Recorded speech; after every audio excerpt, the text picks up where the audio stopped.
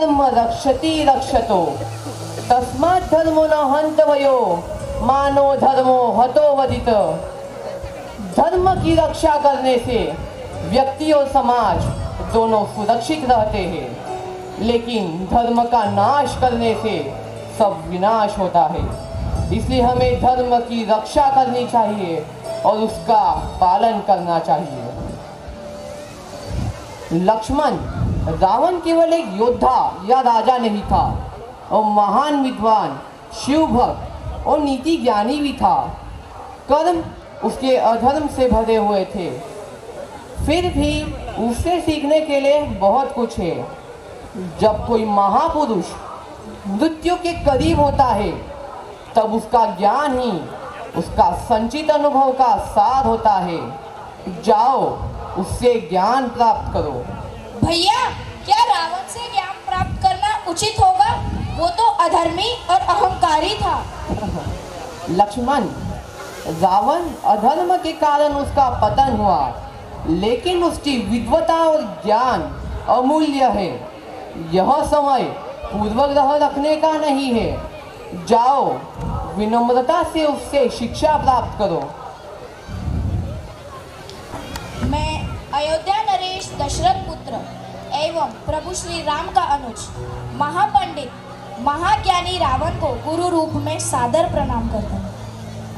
आयुष्मान भव लक्ष्मण। कहो, अपने जीवन की इस अंतिम बेला में मैं तुम्हारे किस हित की पूर्ति कर सकता हूँ? हे लंकापति, नीति, धर्म, राजनीति एवं वेद शास्त्रों के ज्ञाता, आप अपने ज्ञान और अनुभव की दीक्षा से लक्ष्मण के जीवन का मार्ग प्रशस्त करने की कृपा करें। मैं देख रहा हूँ कि तुम एक योग्य शिष्य की पात्रता लेकर यहाँ उपस्थित हुए हो। मैं अपने जीवन के कुछ अनुभव तुम्हारे साथ अवश्य साझा करूँगा। हे सुमित्र नंदन, अहंकार चाहे सत्ता का हो या सौंदर्य का, शक्ति का हो या भक्ति का, धन का हो या धर्म का, वह बड़े से बड़े विश्व विजेता को नष्ट कर देता है। इसका प्रत्यक्ष उदाहरण है त्रिलोक विजेता विद्या विचारक महापंडित रावण। अहंकार में तीनों गए, कुल, कौरव और वंश ना मानो तो देखो इस रावण का। लक्ष्मण, रावण को अपने ज्ञान का अहंकार था और तुम्हारे भाई श्री राम को अहंकार का ज्ञान था। इस जीवन में सफल होने के लिए शत्रु दृष्टि एवं मित्र दृष्टि का भेद आना अनिवार्य है। मित्रता हमेशा हमने से निम्न स्तर के व्यक्ति के साथ करनी चाहिए, किंतु शत्रुता सदैव अपने से योग्य स्तर के व्यक्ति के साथ थाना, क्योंकि यह जगत हमारे व्यक्तित्व का आकलन हमारे मित्रों को देख कर लगाता है। जितना बड़ा और गरिमापूर्ण हमारा शत्रु होता है, उतने ही बड़े और गरिमापूर्ण की ख्याति को हम प्राप्त होते हैं। देखो ना, इस जगत ने जो कुछ श्री राम से जुड़कर प्राप्त नहीं किया, रावण ने उसे राम से लड़कर प्राप्त कर लिया।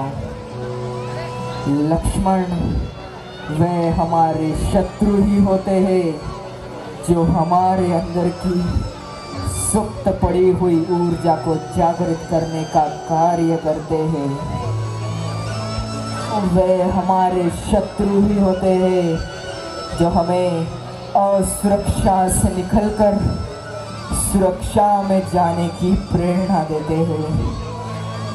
वे हमारे शत्रु ही होते हैं जो हमें हमारी सीमित वृत्ति से बाहर निकालकर हमारे वृत्ति को असीमित करने की प्रेरणा देते हैं।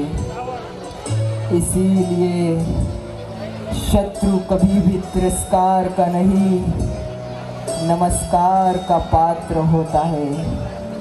कभी अपने शत्रु को नमस्कार करके देखना, वह ज़रूर तुम्हारा बहिष्कार कर देगा। इस जीवन में जैसे शरीर को संचालित करने वाला मस्तिष्क आकार में शरीर से बड़ा नहीं होता, गज को संचालित करने वाला उसका अंकुश आकार में गज से बड़ा नहीं होता। ठीक उसी तरह व्यवस्था को संचालित करने वाले व्यवस्थापक को कभी भी व्यवस्था से बड़ा नहीं होना चाहिए। यह सारा नीति ज्ञान तुम्हारे भाई श्री राम तुम्हें दे सकते थे, किंतु उन्होंने तुम्हें मेरे पास भेज दिया। जानते हो क्यों? लक्ष्मण, मेरी संस्कृति असुर की है, किंतु प्रवृत्ति से मैं एक तपस्वी हूँ। साधक किसी भी व्यक्ति को अपने जीवन के अंतिम समय में अपनी संस्कृति के अनुसार नहीं, अपनी प्रवृत्ति के अनुसार अंतिम कर्म करने चाहिए। उससे मृत्यु नहीं, मुक्ति प्राप्त होती है। और श्री राम रावण को मारना नहीं, तारना चाहते थे, तभी तो उन्होंने मेरी प्रवृत्ति के अनुकूल उपदेशात्मक कर्म करवाकर मेरे मुक्ति के मार्ग को प्रशस्त कर दिया। आने वाले समय में यह जगत कहेगा, इंद्रलोक विजेता विद्या विचारक महापंडित रावण की पराजय का एकमात्र कारण था कि उसके पास लक्ष्मण जैसा भाई नहीं था। किंतु इस जगत को यह स्मरण रखना होगा कि लक्ष्मण जैसा भाई प्राप्त करने के लिए हमें रावण नहीं, स्वयं श्री राम बनना पड़ता है। सदैव अपने भाई श्री राम की अनुग्रह में रहना। जय श्री राम।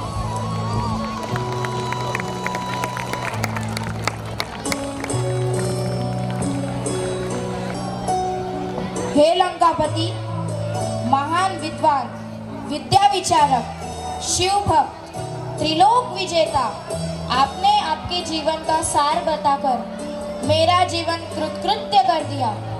इसलिए मैं आपको सच्चा नमन करता हूँ।